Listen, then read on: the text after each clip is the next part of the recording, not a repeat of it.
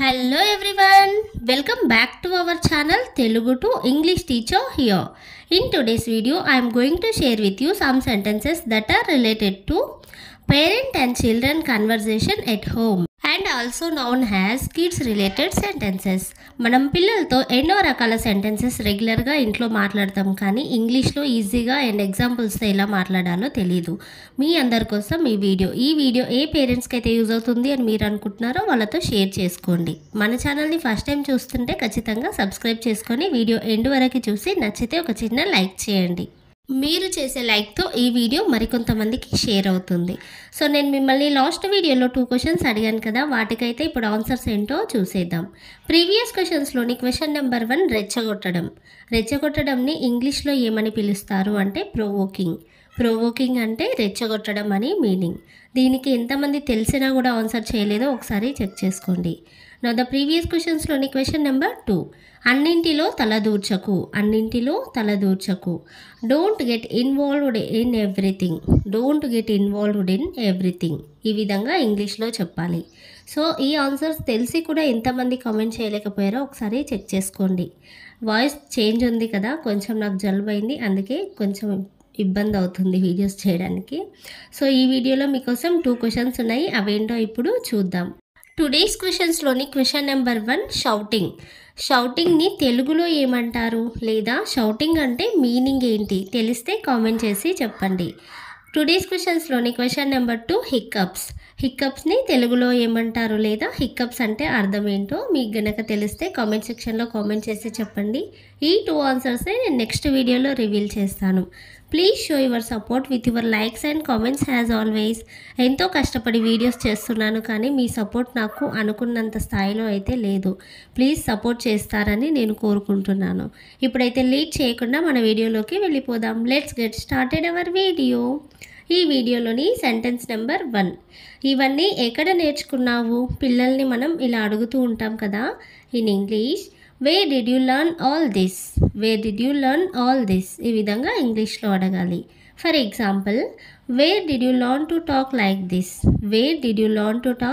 this? అంటే నువ్వు ఇలా మాట్లాడడం ఎక్కడ నేర్చుకున్నావు అని. పిల్లలు ఏదైనా బ్యాడ్ వర్డ్స్ కానీ లేదంటే రెస్పెక్ట్ లేకుండా మాట్లాడినప్పుడు కూడా ఇలా అంటూ ఉంటాం కదా. Second example, I feel very irritated when you talk like this. అంటే నువ్వు ఇలా మాట్లాడినప్పుడు నాకు చాలా చిరాకు వేస్తుంది, లేదా నువ్వు ఈ విధంగా మాట్లాడినప్పుడు నాకు చాలా చిరాకుగా ఉంటుంది, ఇలా కూడా అంటూ ఉంటాం కదా. పిల్లలతో ఇవన్నీ మాట్లాడడం చాలా common. Second sentence of this video, ఇలా చేస్తే నీతో ఎవరు ఆడుకోరు, ఇలా కూడా మనం చెప్తూ ఉంటాం కదా in English. If you do this no one will play with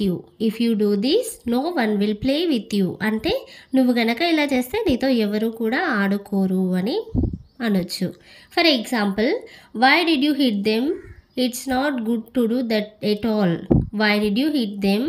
It's not good to do that at all. అంటే నువ్వు వాళ్ళని ఎందుకు కొట్టావు, అలా చేయడం అస్సలు మంచిది కాదు అని. So next example, if I get a complaint like this against you again I will beat you up. If I get a complaint like this against you again, I will beat you up or I will hit you. ఇలా కూడా చెప్పొచ్చు. అంటే నీ మీద కనుక మళ్ళీ ఇలా అగెన్స్ట్గా అంటే నీకు వ్యతిరేకంగా నాకు కంప్లైంట్స్ కానీ వస్తే నేను నిన్ను ఖచ్చితంగా కొడతాను అని, లేదా నేను నిన్ను కొడతాను అని కూడా చెప్పొచ్చు. నా the third sentence of this video, భోజనం చేస్తూ టీవీ చూడకు, లేదా తింటూ టీవీ చూడకు. Don't watch TV while you eat. For example, you are not really eating anything because you are watching TV. You are not eating anything because you are watching TV. అంటే నువ్వు TV చూడడం వల్ల నువ్వు నిజంగానే అసలు ఏమీ తినడం లేదు అని. Next example, that's why you should only watch TV after you have eaten your entire meal. That's why you should only watch TV after you have eaten your entire meal. అంటే అందుకోసమే నువ్వు నీ మీల్ లేదా నీ food మొత్తం complete అయిన తర్వాతనే నువ్వు టీవీ చూడు అని. పిల్లలు టీవీ చూస్తూ తింటే సరిగా తినరు అని చెప్పి పేరెంట్స్ ఇలా చెప్తూ ఉంటారు కదా, నువ్వు తినేది మొత్తం అయిపోయాక నువ్వు టీవీ చూడు అని. So next sentence of this video, TV చూస్తూ ఎందుకు రాస్తున్నావు? పిల్లల్లో ఈ హ్యాబిట్ కూడా ఉంటుంది కదా. Why are you writing while watching TV? Why are you writing while watching TV? For example, you won't remember anything you wrote if you write while watching TV. You won't remember anything you wrote if you write while watching TV. అంటే నువ్వు TV చూస్తూ రాసినట్లయితే కనుక నువ్వు రాసినవేవి నీకు గుర్తుండవు అని. Now the second example, reading while writing helps you remember what you wrote. Reading while writing helps you remember what you wrote. అంటే రాస్తున్నప్పుడు చదవడం లేదా చదువుతూ రాయడం వల్ల నీకు ఏం రాసావో గుర్తుండడానికి హెల్ప్ అవుతుంది, లేదా చదువుతూ రాస్తే నీకు నువ్వు ఏం రాసావో ఈజీగా గుర్తుండిపోతుంది అని పిల్లలతో మనం ఇలా కూడా చెప్తూ ఉంటాం కదా. So next sentence of this video, ఎందుకంత గట్టిగా ఏడుస్తావు? పిల్లలు ఎక్కువగా ఏడ్చినప్పుడు లేదా గట్టిగా ఏడ్చినప్పుడు ఇలా మాట్లాడుతూ ఉంటాం. Why are you crying so hard? Why are you crying so hard? For example, you are crying loudly on purpose even over a small matter. You are crying loudly on purpose even over a small matter. అంటే నువ్వు చిన్న విషయానికి కూడా ఎందుకంత గట్టిగా కావాలని ఏడుస్తున్నావు, లేదా నువ్వు కావాలని చిన్న విషయానికి కూడా అంత గట్టిగా ఏడుస్తున్నావు అని. Next example, if you start crying again I will hit you hard. If you start crying again I will hit you hard. అంటే నువ్వు గనక మళ్ళీ ఏడవడం మొదలు పెడితే నేను నిన్ను గట్టిగా కొడతాను అని. పిల్లలు ఎక్కువగా ఏడుస్తున్నప్పుడు పేరెంట్స్కి చాలా చిరాకుగా ఉంటుంది కదా, ఆ టైంలో ఇలాంటి సెంటెన్సెస్ మనం మాట్లాడుతూనే ఉంటాం. So next sentence of this video, స్కూల్కి వెళ్ళావా, పనికి వెళ్ళావా? పిల్లలు బట్టలు బాగా మురికి చేసుకున్నప్పుడు ఇలా అడుగుతూ ఉంటాం, ఎందుకు అంత డర్టీగా అయ్యాయి, నువ్వు స్కూల్కి వెళ్ళావా, పనికి వెళ్ళావా అని. Did you go to school or work? ఈ విధంగా ఇంగ్లీష్లో అడగాలి. For example, looking at your clothes, I can't tell if you went to school or to work. Looking at your clothes, I can't tell if you went to school or to work.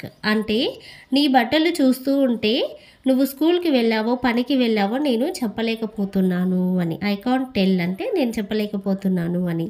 So next example, can't you keep your clothes from getting dirty? Can't you keep your clothes from getting dirty? అంటే నువ్వు నీ బట్టలు మురికిగా అవ్వకుండా చూసుకోలేవా? అంటే దానికి dust అంటకుండా లేదా బురద అంటకుండా చూసుకోలేవా?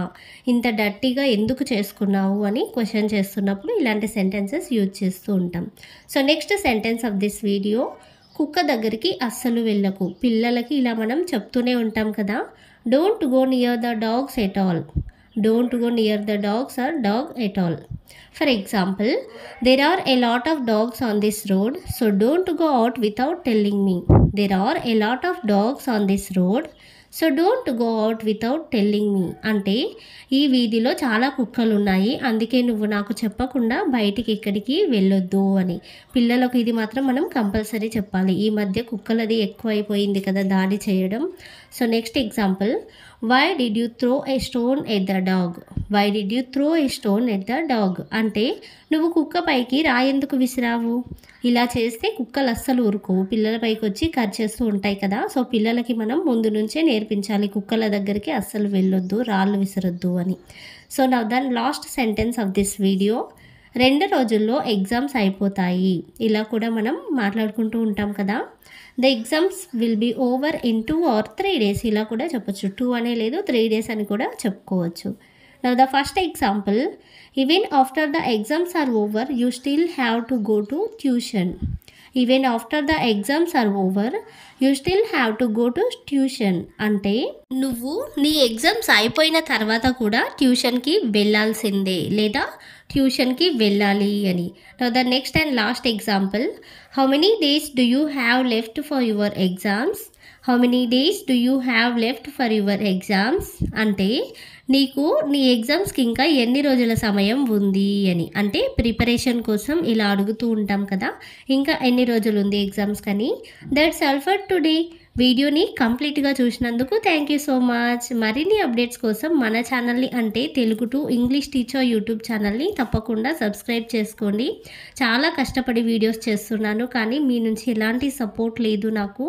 అసలు నా ఛానల్ మానిటైజేషన్ కూడా కంప్లీట్ అవ్వలేదు. ప్లీజ్ సపోర్ట్ చేయండి. ఈ వీడియో ఎవరికైతే యూజ్ అవుతుందో వాళ్ళతో షేర్ చేసుకోండి. మరొక వీడియోతో మళ్ళీ కలుద్దాం. బాయ్.